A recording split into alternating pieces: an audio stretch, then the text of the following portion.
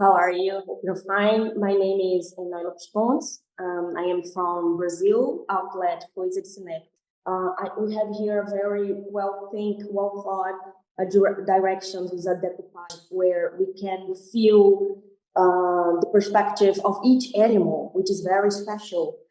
So how it was the process of building this decoupage? That's a great question, actually. It's funny because I think Jared and I started on and dove into this world back about almost 15 years ago. We first teamed up, and so much of what the world is and the movie is comes from research. We did about almost 2 years of research into animals, and we had many, many animal experts from around the world come and talk to us about animal characteristics. And there was one character, animal expert who really talked about them like characters. Like wildebeests are the most stupid animals in the whole world. Foxes are solitary, but they're actually very good sort of family members. Bunnies have very specific behaviors. And it all started from that. I think, like once we really dive in and go, what is special about the real animal? That gives us our jumping off point about diving into different species. That's where Nick and Hop started, like the fox and the bunny, natural enemies, but they're the perfect sort of buddy team, because they are so different. And this movie being all about differences was amazing because we're stepping into the world of reptiles for the first time. So we have Gary the snake as the first reptile you meet in the world of Zootopia. So different from anything anyone's experienced in the world of Zootopia before. And again, starting with an amazing concept drawing that Corey Loftus did of a beautiful blue Thai tree viper with amazing scales.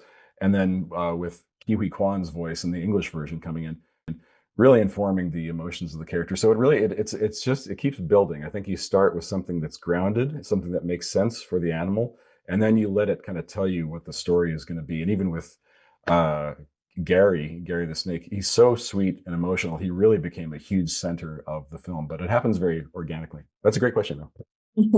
Thanks. And Yvette, now you have so much experience on producing sequels like Moana and Frozen, for example. But what was the specific challenge of producing a sequel that was of a film that is so important and so huge as Zootopia? Yeah, I think, when we want to continue the stories, it's always a challenge. These films in general, they're so huge. This film in particular is the uh most what's the word? Most ambitious film that we've done here at Disney Animation, with the world building and the characters. And so coming into the world, I did not work on the first Zootopia, and I was a huge fan of it. So coming into this world, I was so excited to get the opportunity to come in and play and just be a part of this world. But I also didn't want to mess it up because, I really truly love the film, and I know so many people loved it. And so, when we want to continue the story, we really ultimately wanted to really focus on Judy and Nick. We all love so many characters from the first film, but Judy and Nick are the ones that we truly, truly focus on. So, we talked a lot early on about what we wanted this movie to be about and, what the story, but when we kind of clicked into really focusing on their relationship is where things really started falling into place. And so, whenever, doing a sequel is always, I know some people may think it's easier, but to me, I think it's more difficult because there's so many. It's a world that's already known and loved around the world, and there's so many expectations put on it. And so we work hard to try to, we talk a lot of, we want this to feel as if it's part of just a continuation of their story, but we want it to surprise people but bring back the characters that we love, but make them, bring them back in a way that people, aren't just saying, oh, we just did what we did on the first film. So.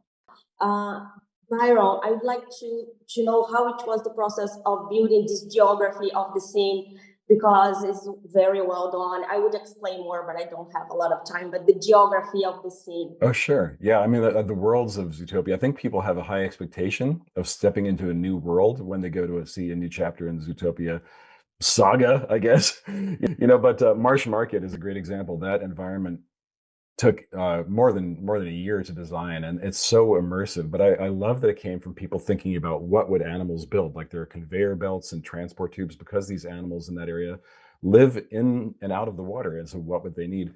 So that really adds to the environment. And also just seeing like where our lynx family lives in like parts of Tundra Town, like lynxes are very much about snow, and that is a great kind of comment on their personalities as well in the role they play in the film. So anytime we do a new environment, our teams really love it. Like they always hit it out of the park, and they deliver way more than we think we're expecting. So it's like, again, our teams are so good, all storytellers in their own right, and doing so much more than we asked to deliver the story. Thank you so much. And congratulations again on Thank you. Zoom. Great talking to you. Thank you.